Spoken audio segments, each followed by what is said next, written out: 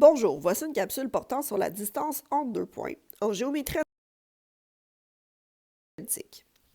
Donc, la distance entre deux points, en fait, c'est de trouver l'écart entre deux points connus dans le plan cartésien. En réalité, pour calculer la distance entre deux points, on va utiliser le théorème de Pythagore, puisque pour trouver donc la distance, je vais me servir de mes déplacements horizontaux et verticaux que je vais tracer en suivant vraiment donc une distance horizontale et une distance verticale. Donc, ce que je constate en réalité, c'est que c'est mon écart en X et mon écart en Y qui vont former les mesures des deux cathètes du triangle rectangle que je vais créer. Et à partir de là, je vais tout simplement appliquer le théorème de Pythagore. Donc, c'est ce que j'ai ici vraiment comme formule. Le début, ce que j'ai, c'est la distance, donc petit d, entre parenthèses, les deux coordonnées qui m'intéressent. Donc, si je regarde, en réalité, ça, ce serait mon hypoténuse. Donc, ce serait l'équivalent du C2 égale A2 plus B2. Donc, mon C2, ce serait la distance entre A et B au carré. Ma première cathète, c'est mon déplacement en X. Et ma deuxième cathète, mon déplacement en Y. Et donc, comme ça fait une formule un petit peu plus complexe, ce qu'on va prendre l'habitude de faire, c'est tout simplement déjà isoler la mesure de l'hypoténuse parce que c'est tout le temps ce qu'on va chercher de toute façon. Donc, je fais la racine carrée de chaque côté et j'obtiens vraiment ma formule de distance entre deux points. Donc, si on nous demande quelle est la distance entre les points A, 6, 2 et B, 10, 5, mais ce que je constate, c'est que je suis dans le premier cadran, donc 6, 2. Et 10, 5. Donc, j'aurai environ ceci. Et je cherche la distance entre les deux.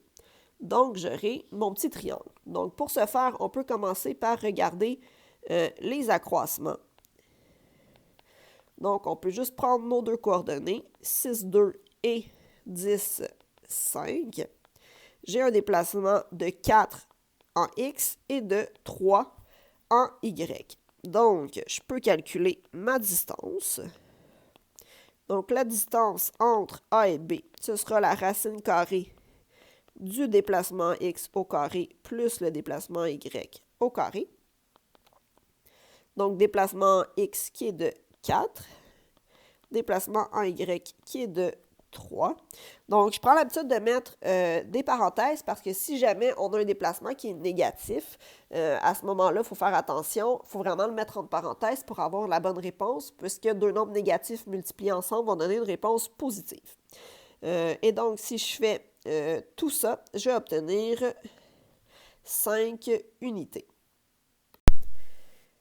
Donc, si on cherche la distance entre les points Z et T, j'ai donc moins 20, moins 12 et 8, moins 12.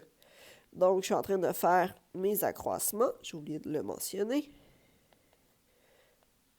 Donc, de moins 20 à 8, donc je passe par 0. J'ai au total un déplacement de plus 28. Et de l'autre côté, de moins 12 à moins 12, ce qui se passe en réalité, c'est que je ne me déplace pas. Donc, je suis dans quel type de situation ici exactement? C'est que j'ai en réalité donc moins 20, moins 12. Donc, j'aurai le point Z qui serait ici. Et j'ai le point 8, moins 12, qui est le point T. Donc, en réalité, j'ai un déplacement qui est horizontal. J'ai un segment horizontal. Donc, je n'ai pas besoin de passer par le théorème de Pythagore ici pour trouver la distance entre Z et T. Donc, ma distance, tout simplement, je sais que c'est 28. Donc, si jamais, parce que je l'ai visuellement donc dans mes accroissements, si jamais je ne passe pas par mon étape d'accroissement, mais tout simplement, ce que j'aurai à écrire, c'est 8 moins 20, qui donne 28 unités. Donc, ici, on nous dit quelle est la distance entre les points H, moins 5, moins 1 et W, moins 5, moins 30. Donc, ce que je constate, c'est que j'ai la même valeur en X. Donc, en réalité, je vais avoir deux points qui sont un en dessous de l'autre, donc H et W. Donc, ma distance entre H et W, c'est tout simplement mon accroissement vertical. Donc, ce que je vais faire, c'est toujours donc le plus grand moins le plus petit. Donc, moins 1, moins 30. Ça, c'est moins 1 plus 30. Et ça donne 29 unités comme déplacement. Donc, si on a un segment qui est horizontal ou vertical, on peut tout simplement y aller avec la soustraction du plus grand moins le plus petit. Finalement, on nous dit OABC est un carré dont un côté mesure 15 unités. Donc, on sait que le côté au complet du carré, c'est 15 unités. On sait que OD mesure 4. On sait que BE mesure aussi 4. Et on se pose la question, est-ce que le triangle est équilatéral? Donc, si ça mesure 4, mais en réalité, ce qui me reste, c'est 11 unités pour DA et EA. Pour BC, bien, on a 15 et pour CO, on a 15 aussi. Donc, ce que je vais vouloir faire, c'est déterminer la distance entre C et D. Je vais vouloir trouver la distance entre C et E. Et je vais vouloir trouver la distance entre E et D pour savoir si mon triangle est équilatéral. Donc, si on a la même distance entre ces trois duos de points, ben, c'est que les trois côtés sont égaux. Donc, entre C et D, bien ici, je l'ai en mon déplacement en X et mon déplacement en Y. Donc, on peut aussi l'écrire visuellement dans notre graphique. Donc, aller écrire delta Y, delta X, et c'est réglé. Donc, déplacement en X au carré plus déplacement en Y au carré. Donc, si on y va, j'aurai donc 15 au carré plus 4 au carré, ce qui donne racine carrée de 241 unités. Donc, si je veux savoir si c'est équilatéral, je vais garder ma réponse exacte pour être certaine que je ne me trompe pas. Donc, ici, en réalité, je n'ai pas trouvé entre C et D, je viens de faire entre C et E. Donc, je vais juste le changer, hein, en réalité. Donc, ici, j'aurai E. Et là, je vais faire entre C et D. Mais ce que je constate en réalité, c'est que c'est exactement la même chose. C'est seulement que le 15 va être mon déplacement en Y. Et le 4 va être mon déplacement en X. Donc, je vais au final arriver exactement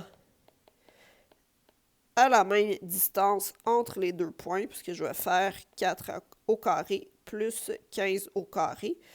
C'est la même chose, donc racine carrée de 241 unités. Donc, ce qui me reste à faire maintenant, c'est la distance entre E et D. Donc, déplacement des X et déplacement des Y. Je suis allé l'écrire dans mon plan cartésien. Dans ce cas-ci, j'ai un déplacement de 11 à chaque fois. Ce qui me fait comme valeur racine carrée de 242 unités. Donc, ce que je peux conclure, c'est que le triangle CDE n'est pas équilatéral puisque les trois côtés ne sont pas de la même mesure. Merci.